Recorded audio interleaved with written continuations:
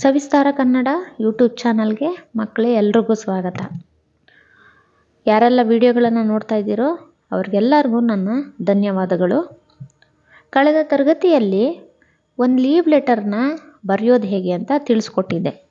ಅಂದರೆ ಮುಂಚಿತವಾಗಿಯೇ ನಾವು ರಜಾ ತಗೋಬೇಕಾದಂಥ ದಿನವನ್ನು ಮೆನ್ಷನ್ ಮಾಡಿ ಮುಂಚಿತವಾಗಿಯೇ ಲೀವ್ ಲೆಟರನ್ನು ಹೇಗೆ ಕೊಡಬೇಕು, ರಜಾ ಪತ್ರವನ್ನು ಹೇಗೆ ಕೊಡಬೇಕು, ಹೇಗೆ ಬರೀಬೇಕು ಅನ್ನೋದನ್ನ ನಾನು ತಿಳಿಸ್ಕೊಟ್ಟಿದ್ದೆ. ಈ ದಿನ ತರಗತಿಯಲ್ಲಿ ರಜಾ ಮೊದಲೇ ತೊಗೊಂಬಿಟ್ಟಿದ್ದೀವಿ, ಅಂದರೆ ಜ್ವರ ಇದ್ದ ಕಾರಣ ಆಗಿರ್ಬೋದು, ಅಥವಾ ಎಲ್ಲೋ ಜಾತ್ರೆಗೆ, ಸಮಾರಂಭಕ್ಕೆ, ಮದುವೆಗೆ ಹೋಗಬೇಕು ಅಂತ ರಜಾ ತೊಗೊಂಬಿಟ್ಟಿದ್ದೀವಿ. ಆ ಗೈರು ಹಾಜರಿಯನ್ನು ಮನ್ನಣೆ ಮಾಡಬೇಕು ಅಂತ ಲೆಟರ್ನ ಹೇಗೆ ಬರಿಬೇಕು ಅಂತ ತೋರಿಸ್ಕೊಡ್ತಾ ಇದ್ದೀನಿ. ಮೊದಲಿಗೆ ದಿನಾಂಕವನ್ನು ಹಾಕಬೇಕು. ಇವರಿಂದ ಅಂದರೆ ಇಲ್ಲಿ ನಾನೇ ಒಂದು ಹೆಸರು ಕೊಡ್ತಾ ಇದ್ದೀನಿ. ಸೌಮ್ಯ ಅಂತ ಹೆಸರು ಕೊಡ್ತಾ ಇದ್ದೀನಿ. ವಿದ್ಯಾರ್ಥಿ ಹೆಸರು ಸೌಮ್ಯ, 5ನೇ ತರಗತಿ,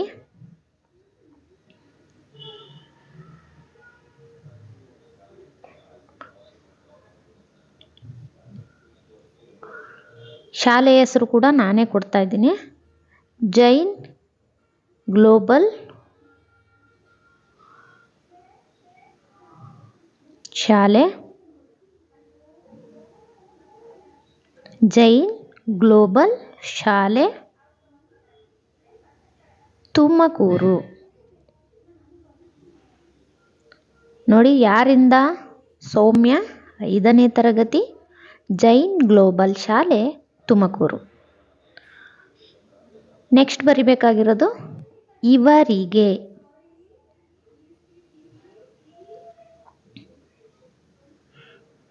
ಇವರಿಗೆ ಅಂತ ಬರಿಬೇಕು. ಇಲ್ಲಿ ಇವರಿಗೆ ಅಂದರೆ ತರಗತಿಯ ಶಿಕ್ಷಕರಿಗೆ ಕೊಡಬೇಕಾಗುತ್ತೆ. ತರಗತಿಯ ಶಿಕ್ಷಕರು 1 ಅಥವಾ 2 ದಿನದ ರಜೆಗಾಗಿ ತರಗತಿಯ ಶಿಕ್ಷಕರಿಗೆ ಕೊಡಬೇಕಾಗುತ್ತೆ. 3-4 ದಿನ ಅಥವಾ 1 ವಾರದ ರಜೆ ಅಂತ ಬಂದರೆ ಅದು ಮುಖ್ಯ ಶಿಕ್ಷಕರಿಗೆ ಕೊಡಬೇಕಾಗುತ್ತೆ. ಈಗ ನೋಡಿ, ಇವರಿಗೆ ತರಗತಿಯ ಶಿಕ್ಷಕರು, 5ನೇ ತರಗತಿ, ಜೈನ್ ಗ್ಲೋಬಲ್ ಶಾಲೆ, ತುಮಕೂರು.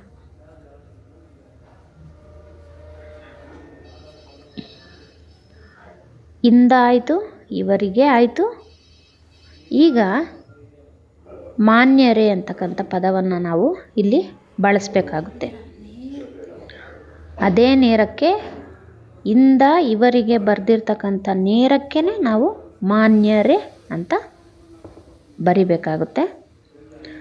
ಮಾನ್ಯರೇ ಆದ ನಂತರ ನಾವು ವಿಷಯ ಬರೆಯೋಣ. ಇವಾಗ ವಿಷಯ ಏನಿದೆ ಅಂದರೆ, ಗೈರು ಹಾಜರಾತಿಯನ್ನು ಅಂದರೆ ಆಬ್ಸೆಂಟ್ ಆಗಿಬಿಟ್ಟಿರೋ ರಜಾವನ್ನು ನೀವು ಮನ್ನಣೆ ಮಾಡಿ ಅಥವಾ ಮಾನ್ಯತೆ ಮಾಡಿ ಎಂಬ ವಿಷಯವನ್ನು ಬರಿಬೇಕಾಗುತ್ತೆ. ಗೈರು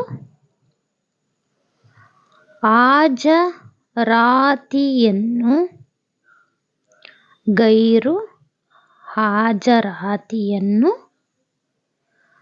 ಮನ್ನಣೆ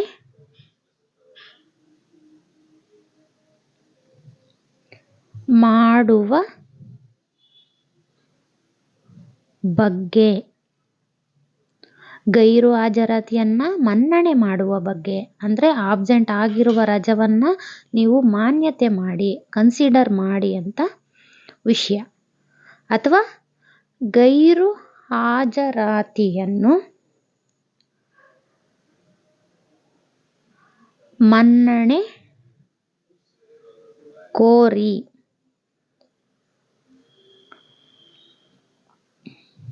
ನೋಡಿ, ಈಗ ವಿಷಯ ಆಯಿತು. ಇದು ವಿಷಯದ ವಿವರಣೆ ಬರಿತಾ ಹೋಗೋಣ. ಪ್ರೀತಿಯ ಶಿಕ್ಷಕರೇ ಅಥವಾ ಪ್ರೀತಿಯ ಗುರುಗಳೇ ಅಂತನಾದರೂ ಬರೀಬೋದು. ಪ್ರೀತಿಯ ಶಿಕ್ಷಕರೇ, ನಾನು 3/1/2024 ಮತ್ತು 4/1/2024 ಈ 2 ದಿನಗಳಂದು, ಅಂದರೆ ಆಲ್ರೆಡಿ 2 ದಿನ ರಜಾ ತಗೊಂಬಿಟ್ಟಿದ್ದೀರ, ಅದನ್ನು ರಿಕ್ವೆಸ್ಟ್ ಮಾಡಿ ಈ ಲೆಟರನ್ನು ಬರಿತಾ ಇದ್ದೀರ. ಈ 2 ದಿನಗಳಂದು ಶಾಲೆಗೆ ಹಾಜರಾಗಿಲ್ಲ. ಅಂದರೆ 2 ದಿನ ನಾನು ಶಾಲೆಗೆ ಬಂದಿಲ್ಲ, ಏಕೆಂದರೆ ಅನಾರೋಗ್ಯದ ಕಾರಣ. ಅಂದರೆ ಜ್ವರ ಬಂದಿತ್ತು ಅಥವಾ ಆರೋಗ್ಯ ಸರಿ ಇಲ್ಲ ಅಂತ ಕಾರಣ ಕೊಡ್ತಾ ಇದ್ದೀವಿ ಇಲ್ಲಿ. ಏಕೆಂದರೆ ಅನಾರೋಗ್ಯದ ಕಾರಣ ಬರಲಾಗಿಲ್ಲ.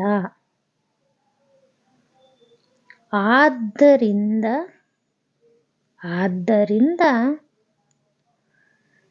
ಈ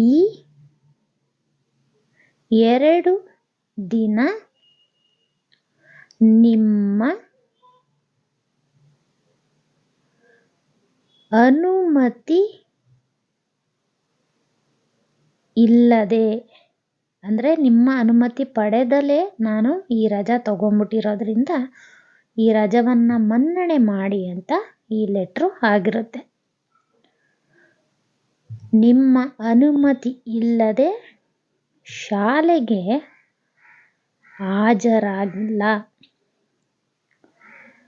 ಹಾಜರಾಗಿಲ್ಲವಾದ್ದರಿಂದ ಈ 2 ದಿನದ ನನ್ನ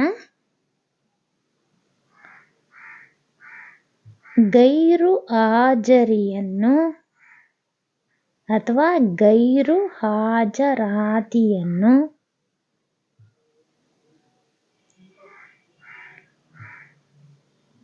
ಮನ್ನಣೆ ಮಾಡಬೇಕೆಂದು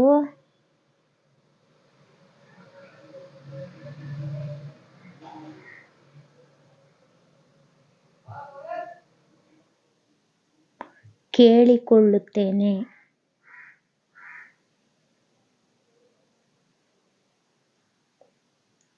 ನೋಡಿ, ಈ ಲೀವ್ ಲೆಟರು ಅಥವಾ ಈ ರಜಾ ಪತ್ರವನ್ನು ಕನ್ಫ್ಯೂಸ್ ಮಾಡ್ಕೊಬೇಕಾಗಿಲ್ಲ. ಯಾಕಂದರೆ ಮೊದಲೇ ಗೊತ್ತಿಲ್ಲದಲೇ ರಜಾ ತಗೊಂಡು ಹುಷಾರಿಲ್ದಲಿದ್ದಾಗ ಅಥವಾ ಎಲ್ಲೋ ಸಂದರ್ಭಕ್ಕೆ ರಜಾ ತಗೊಂಡಾಗ ಈ ಲೀವ್ ಲೆಟರನ್ನು ನಾವು ಬಳಸ್ಬೋದಾಗುತ್ತೆ. ಕೊನೆಯಲ್ಲಿ ಧನ್ಯವಾದಗಳೊಂದಿಗೆ ಇಂತಿ ವಿಧೇಯ ವಿದ್ಯಾರ್ಥಿನಿ.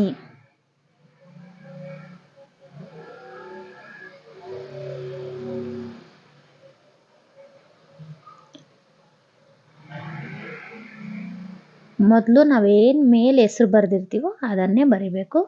ಸೌಮ್ಯ.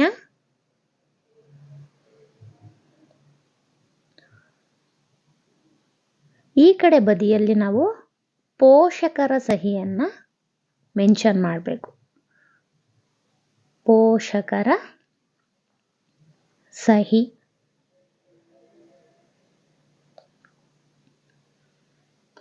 ನೋಡಿ, ಹೀಗೆ ರಿಕ್ವೆಸ್ಟ್ ಲೀವ್ ಲೆಟರ್ ಅಂತಾರೆ ಇದನ್ನು.